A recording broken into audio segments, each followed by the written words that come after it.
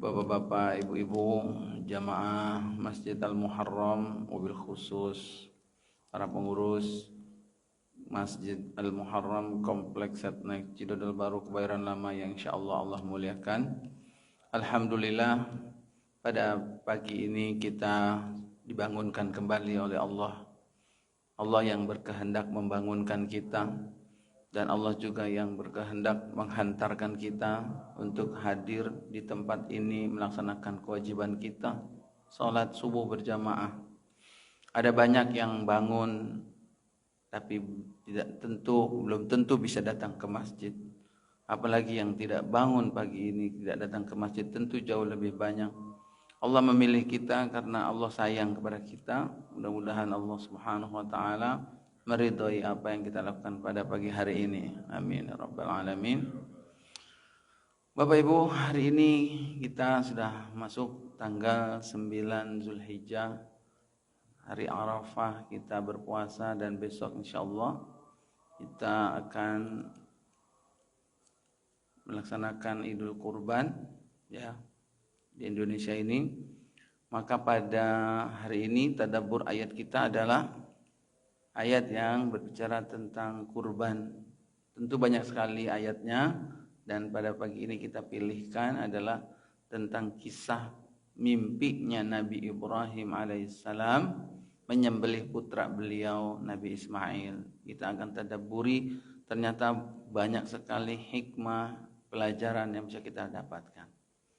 Yang pertama, para jemaah, kita harus pahami bahwa ibadah kurban di zaman sekarang ini boleh jadi ya nilainya itu sudah mulai agak bergeser ya. Kenapa bergeser? Saya katakan, kalau kita tidak pintar-pintar menjiwai ibadah kurban ini akan tergeser, karena bentuk ibadah kurban di zaman sekarang ini jauh lebih mudah ya, dengan mentransfer uang ya, cukup kirim kemana bisa kita lakukan dari manapun dengan teknologi yang canggih. Sementara zaman Nabi dulu untuk bisa kurban itu ya harus cari hewannya dulu, harus datangkan dulu, kemudian menyembelihnya dan lain sebagainya. Tapi sebagian kita ada yang cukup mengirim udah selesai, dia nggak tahu motongnya, dia nggak melihat, dia udah. Nah, meskipun secara hukum dalam kondisi tertentu dibolehkan, tapi yang patut kita garis bawahi adalah jangan sampai kita kehilangan ruhnya, kehilangan pelajaran yang berharga dari ibadah kurban itu. Ya, sebab kalau sekedar kurban mengeluarkan 3 juta, 4 juta, 1 ekor kambing, ya patungan sapi atau seekor sapi, mungkin itu buat sebagian kita adalah tidak terlalu susah. Bagi orang yang memiliki uang yang lapang lebih ya. Tapi para jemaah, yang susah itu adalah bagaimana menjiwai ibadah kurban itu merubah kehidupan kita, prinsip kita dalam hidup ini, yaitu salah satunya adalah kita tadabburi bahwa peristiwa mimpinya Nabi Ibrahim alaihissalam menyembelih putranya, kapan itu terjadinya. Ya, kisah yang diceritakan dalam Al-Quran tentang Nabi Ibrahim banyak sekali, Pak. Ada kisah Nabi Ibrahim berdebat dengan seorang raja. Kisah Nabi Ibrahim menghidupkan burung yang sudah disembelih ya, kemudian dicacak-cacak, ditaruh di gunung, terus kemudian Allah hidupkan burung itu. Nah, itu atas permintaan Nabi Ibrahim alaihissalam. Diceritakan dalam surat Al-Baqarah. Ya, lalu kemudian ada kisah apalagi? Kisah dia melihat bintang, melihat bulan, matahari, ya. Dan kemudian dibakar dan lain sebagainya. Maka kisah mimpinya Nabi Ibrahim alaihissalam menyembelih putranya itu diceritakan dalam Al-Qur'an surat As-Saffat ayat 99. Itu terjadinya setelah peristiwa Nabi Ibrahim dibakar oleh raja ya, Namrud ya. Dibakar Nabi Ibrahim alaihissalam setelah dia menghancurkan patung-patung. Nah, apa yang dia katakan, apa yang dilakukan oleh Nabi Ibrahim setelah itu? Nabi Ibrahim mengatakan, inni dzahibun ila rabbi. Sungguhnya aku akan pergi meninggalkan negeri ini, meninggalkan penduduk di sini. Mau pergi kemana? Nabi Ibrahim mengatakan, ila rabbi, aku akan pergi kepada Tuhanku. Kalau di Indonesia, kalau bahasa aku akan pergi kepada Tuhanku, maknanya apa Pak, Bu? Mau meninggal. Tapi sebenarnya bukan mau meninggal, karena bahasa dalam Al-Quran itu meninggal itu bukan pergi, tapi kembali. Inna lillahi wa inna ilaihi raji'un. Ya, semua kita akan kembali kepada Allah, tapi tidak semua kita akan pergi. Pergi kepada Allah, yakni maknanya bahwa Nabi Ibrahim akan meninggalkan kampungnya demi mencari ridho Allah Subhanahu wa ta'ala. Kenapa Nabi Ibrahim pergi, Pak? Ya, karena raja dan rakyatnya setelah Nabi Ibrahim itu dibakar dan tidak hangus, mereka tidak beriman kepada Allah juga. Jadi mau beriman bagaimana lagi itu raja, itu penduduk? Kalau sudah ditunjukkan mukjizat saja mereka tidak beriman. Udah kecil tipis harapannya. Gitu ya. Kalau seharusnya kan kalau udah menyaksikan mukjizat itu mereka beriman. Ini tidak. Akhirnya apa? Dia mencari tempat yang lain. Dia berhijrah. Ya, sebagaimana siapa dahulu Nabi Muhammad SAW pun setelah berdakwah di kota Mekah pun Nabi akhirnya meninggalkan kota Mekah dan hijrah ke kota Madinah. Apa yang kita garis bawahi pelajarannya dari peristiwa ini yang saya ungkap pada jemaah? Bahwa pengorbanan Nabi Ibrahim mimpi menyembelih putranya itu diawali terlebih dahulu dengan kisah yang melatar belakangnya menunjukkan bahwa Nabi Ibrahim alaihissalam sudah berkorban terlebih dahulu. Ya, sebelum Nabi Ibrahim menyembelih putranya, Nabi Ibrahim sudah apa? Sudah lulus terlebih dahulu mengorbankan. Mengorbankan apa? Mengorbankan waktunya, hidupnya untuk berdakwah kepada Allah, menyampaikan risalah. Ya, dia mengatakan kalau seseorang biasanya para jamaah udah dakwah kepada nabi, kepada raja, udah berdakwah kepada kaumnya, ternyata dibakar, kemudian tidak mau beriman. Boleh jadi di antara seseorang itu nggak mau pergi, udah biarin aja, yang penting saya udah berdakwah, terserah ada mereka mau beriman, ya kan? Mau lepas tanggung jawab. Tapi kemudian Nabi Ibrahim bahwa ingin melanjutkan tugasnya, akhirnya Nabi Ibrahim pergi. Jadi di sini ada pelajaran bahwa orang yang mau berkurban itu harus memahami bahwa tujuan dari kurbannya itu apa. Mengapa Nabi Ibrahim bisa bisa melaksanakan perintah untuk menyembelih putranya? Apa yang melatar belakangnya? Putranya sendiri kok disembelih? Ya, apalagi itu lewat mimpi lagi perintahnya. Ternyata yang hanya bisa melakukan itu semua adalah orang yang memiliki tujuan hidup yang jelas, yaitu kepada Allah Subhanahu wa ta'ala. Kalau Allah menjadi tujuannya, Allah yang memerintahkan, Allah yang meminta, maka seorang itu harus siap memberikan apa saja tuntutan dari Allah Subhanahu wa ta'ala. Dan yang menarik para jemaah, setelah kejadian itu dan Nabi Ibrahim akan pergi meninggalkan negeri tersebut dan dia akan pergi ke Palestina, ya, dia kemudian berdoa, Rabbi habli minas salihin. Ya Allah, berikan aku anak yang soleh, berikan aku keturunan yang soleh.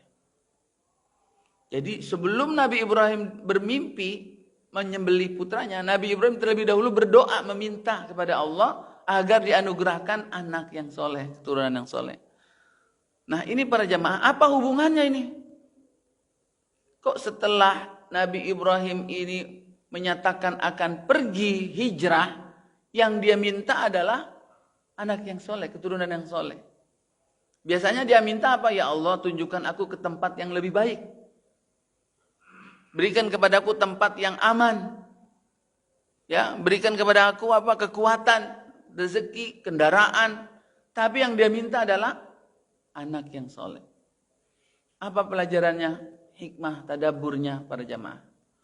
Bahwa seorang bapak, seorang dai, seorang nabi, seorang rasul, dalam melaksanakan tugasnya dia membutuhkan dukungan keluarga yang akan memberikan ketentraman, kenyamanan dalam dirinya.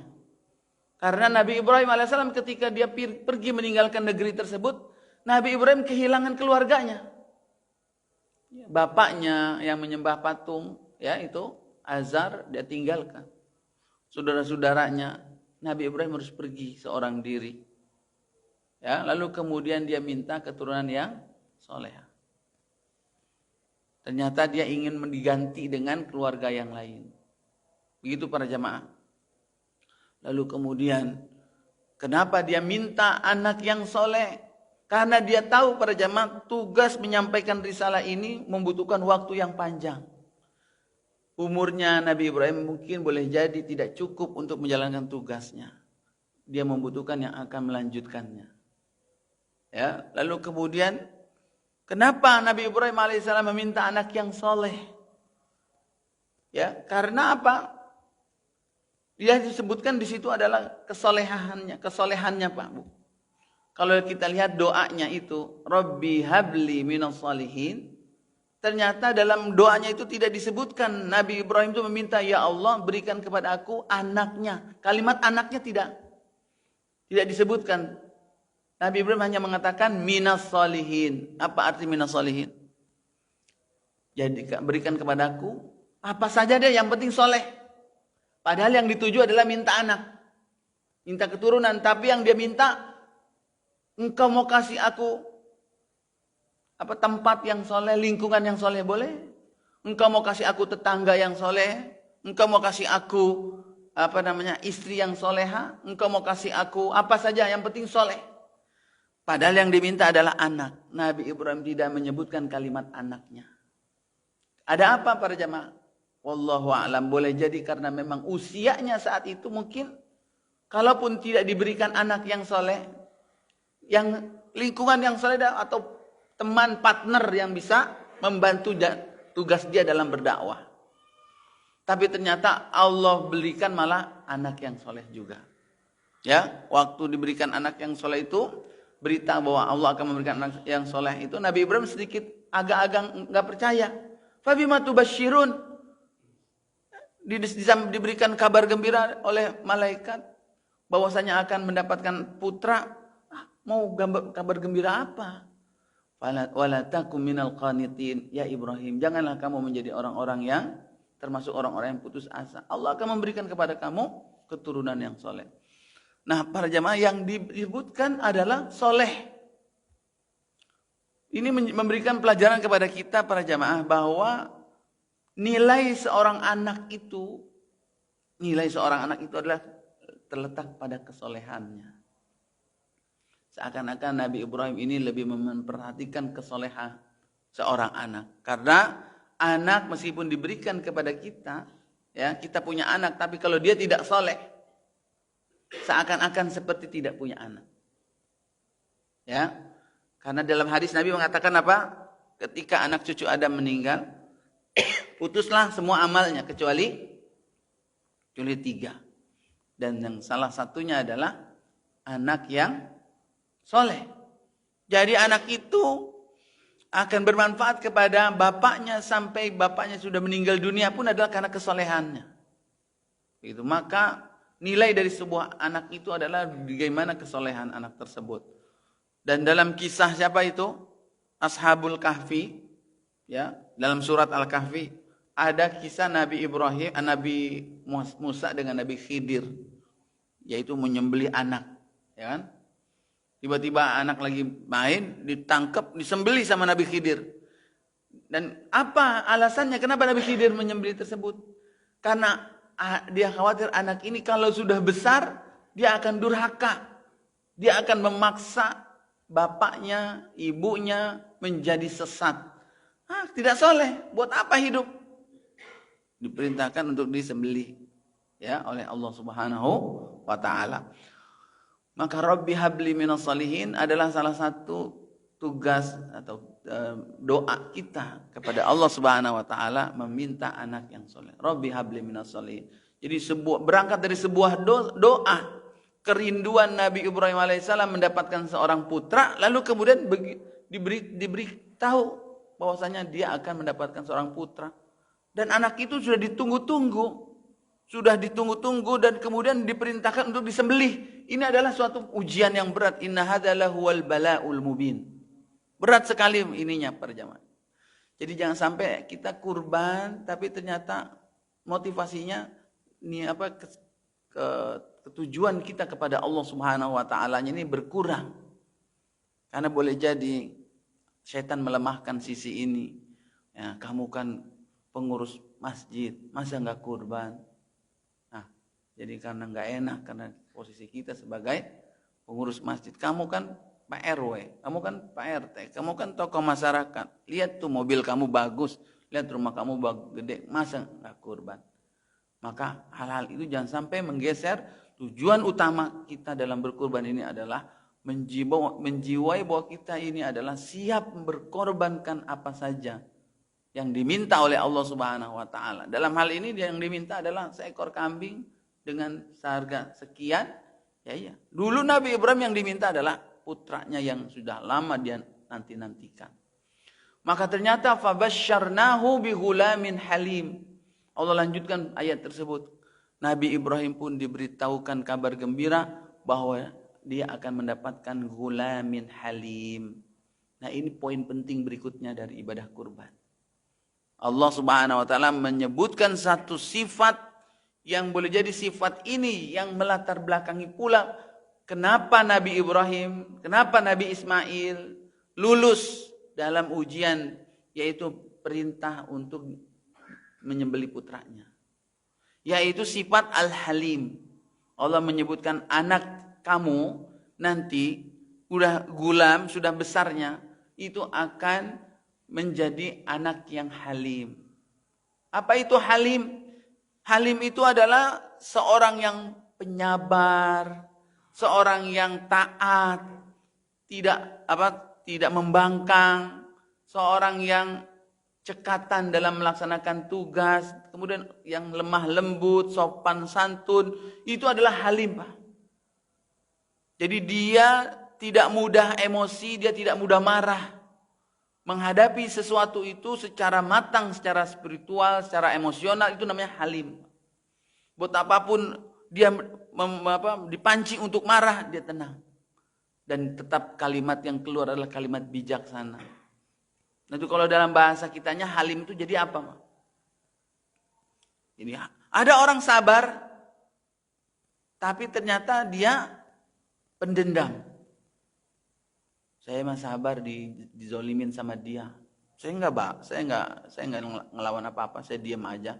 Tapi dalam hatinya, awas ya, biar mampus, ntar saya doain biar dia mampus. Nah itu namanya bukan halim. Ya, ada orang sabar. Kenapa dia dizolimin diam aja? Karena dia nggak mampu melawan, karena yang zolim adalah atasannya. Nah ini halim ini adalah orang yang mampu melakukannya. Jadi mampu menampilkan akhlak yang bagus padahal dia dalam kondisi yang terpancing emosi. Ya itu halim. Nah Nabi Ibrahim mendapatkan kabar gembira dulu Pak, Bu. Setelah dia berdoa langsung diijabah. Doanya langsung diijabah. Bukan dikasih anak, tapi dikasih berita dulu. Tapi di beritanya saja sudah mendatangkan kebahagiaan. Itu ya. Jadi anaknya belum lahir, tapi beritanya sudah sampai.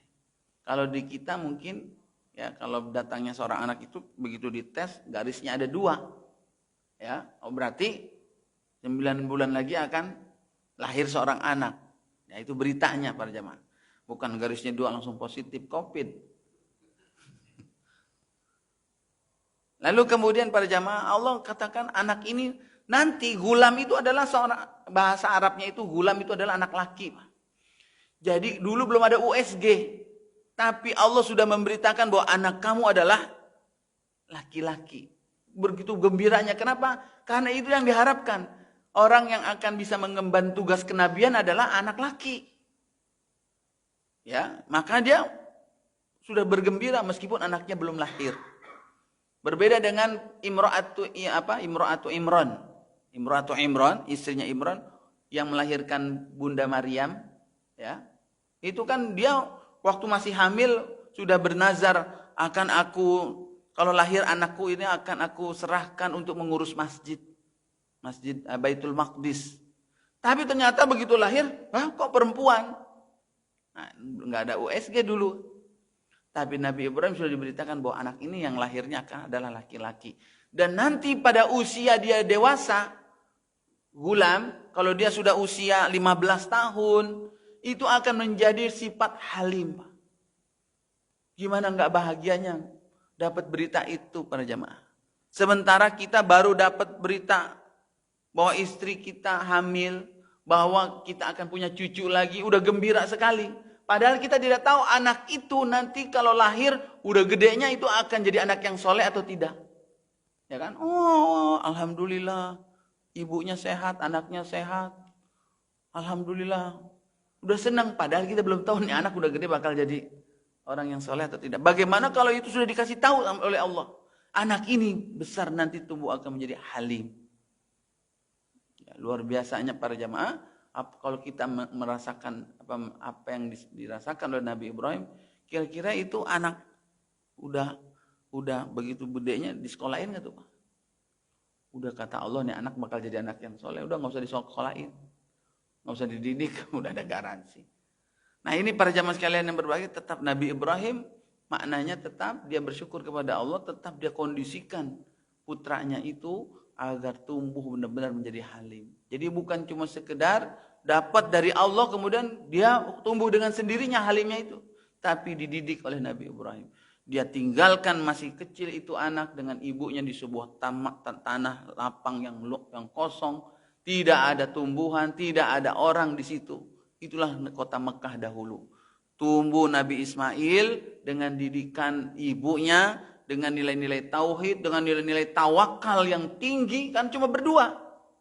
Nggak ada GoFood, nggak ada pasar Alfamart, Indomaret, nggak ada. ATM nggak ada. Jadi tinggal di situ, maka dia tumbuh menjadi anak yang soleh. Barulah peristiwa itu penghantarnya Pak. Falamma balagha ma'ahu sa'ya, begitu sudah berusia dewasa, Ismail itu udah berusia 15 tahun, udah bisa bantuin bapaknya. Qala ya bunayya. Nah, Nabi Ibrahim berkata, wahai anakku sayang, aku mimpi aku menyembelihmu. Nah, ini kisahnya itu para jemaah. Jadi, yang pertama yang menarik dari kisah ini adalah bahwa perintah Nabi Ibrahim menyembelih putranya itu disampaikan melalui cara mimpi.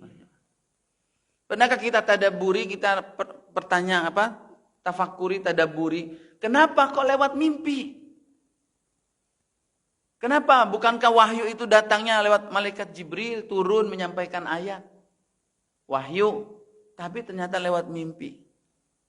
Nah, di sini adalah bahwa menunjukkan betapa halimnya Allah, betapa lembutnya Allah menyampaikan satu perintah, di mana perintah ini adalah perintah yang ekstrim.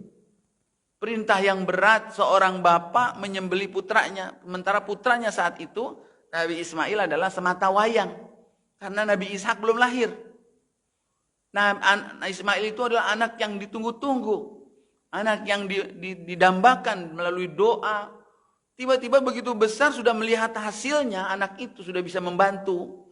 Itulah lezatnya punya anak itu para jamaah. Kapan lezatnya punya anak, punya cucu? Apakah saat balita? Kalau saat balita mungkin itu adalah fitrah, Pak. Kita cinta anak kecil. Tapi lezatnya punya anak cucu itu adalah ketika usianya sudah mulai SMP, sudah mulai balik, tapi dia orang yang berbakti kepada kedua orang tua. Begitu diperintah siap melaksanakannya, tidak banyak membantah, tidak banyak mendebat. Lalu kemudian rajin sholatnya, ibadahnya. Itulah lezatnya punya anak. Kalau seseorang itu sudah tua, tidak bisa ngapa-ngapain lagi, dia sudah tenang karena akan ada yang mengurus dia. Tiba-tiba diminta untuk disembelih. Kalau bahasa kitanya udah capek-capek disekolahin, banyak keluar biaya ke sono kemari, tiba-tiba minta disembelih. Dan Allah menyampaikannya itu melalui isyarat mimpi supaya sopan. Supaya Nabi Ibrahim tidak kaget. Bayangkan kalau malaikat langsung turun menyampaikan Allah memerintahkan engkau menyembelih putramu. Hah? Ini nggak salah. Ya, tapi lewat mimpi dulu sehingga Nabi Ibrahim berpikir, ini mimpinya benar atau tidak?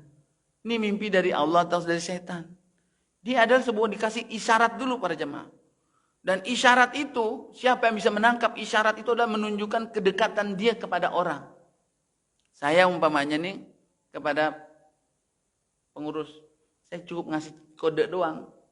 Pengurus dapat pesannya bahwa saya ngasih usulan begini-gini. Itu tandanya saya dekat. Seorang suami kepada istrinya, cukup dengan isyarat saja, istri langsung tahu. Itu adalah menunjukkan kedekatan. Nah, Allah memberikan perintah itu lewat mimpi, itu adalah sebuah isyarat. Lalu Nabi Ibrahim memahami bahwa itu adalah sebuah perintah. Dan kapan itu Nabi Ibrahim memahaminya? Itu sebagai sebuah perintah di hari Arafah. Di hari Arafah lalu kemudian dipanggil, wahai anakku sayang, bapak mimpi, bapak menyembelih kamu. Bayangkan kalau itu disampaikan kepada anak zaman sekarang. Boro-boro ditimpuk bisa itu bapaknya. Bapak macam apaan begitu? Bapak sableng. Orang ngimpi yang enak-enak, ngimpi nyembelih anak. Dasar nggak baca doa dulu apa sebelum tidur? Masa Nabi nggak baca doa mau tidur? Maka jangan suka nonton film horor katanya. Ya, Nabi Ismail halim. Ini dia bigulamin halimnya. Kehaliman Nabi Ismail itu terlihat dari bagaimana dia menjawab. Bapaknya bilang ya bunaya, panggilan kesayangan, dia pun membalas ya abati, wahai bapakku sayang. Untuk menunjukkan dia kesel nggak sama bapaknya. Kalau kesel mungkin manggil cuma ya pak doang, tapi ya abati, wahai bapakku sayang. Nggak nganjurin mungkin bapak itu kali bukan dari Allah ini ngimpinya, tapi langsung lakukan if'al. Mantap dia pun ya abati if'al. Lakukan matu'mar, apa yang diperintahkan oleh Allah Subhanahu wa taala. Tidak ada kalimat yang negatif, itulah halimnya Nabi Ismail. Lakukan apa yang diperintah. Bukan Nabi Ismail tidak mengatakan sembelihlah aku. Itu bahasanya kasar tuh, Pak. Sembelihlah aku, kan ngimpinya bapaknya nyembelih. Sembelihlah aku kan enggak pakai bilang sembelih, tapi lakukanlah apa yang diperintah. Bahwa Nabi Ismail memahami bahwa itu adalah perintah dari Allah Subhanahu wa taala. Dan yang diminta oleh Nabi Ismail adalah yang diperintah. Berarti Nabi Ismail itu melakukan perintah tersebut adalah karena taatnya kepada Allah yang memerintahkan. Bukan semata-mata bakti dia kepada orang tua saja. Tapi dia taat kepada Allah, menunjukkan tingkat tauhidnya kepada Allah begitu kuat. Satajiduni insyaallahu minas sabirin. Engkau akan mendapatkan aku insyaallah termasuk orang-orang yang sabar. Itu ada kalimat insya'Allahnya, Pak. Ya, jadi menunjukkan tawaduknya, sopannya Nabi Ismail. Betapapun dia siap untuk melaksanakan perintah tersebut, dia masih mengatakan insya'Allah. Satajiduni insya'Allahu minas sabirin. Dan ternyata besoknya lah ini, tanggal 10-nya itu eksekusinya. Hingga menjadi hari raya Idul Kurban. Begitu. Maka para jamaah, jadi penutupnya adalah bahwa mengeluarkan hewan kurban dalam ibadah kurban ini bukan semata-mata mengeluarkan uang, mengeluarkan hewannya, tapi apakah dari kurban ini menambah ketaatan kita kepada Allah, kedekatan kita kepada Allah, membentuk sifat halim sebagaimana dahulu Nabi Ibrahim memiliki sifat halim, Nabi Ismail memiliki sifat halim, dan Allah pun memiliki nama dan sifat al-halim. Itu yang lebih susah menurut saya. Wallahu a'lam bishawab.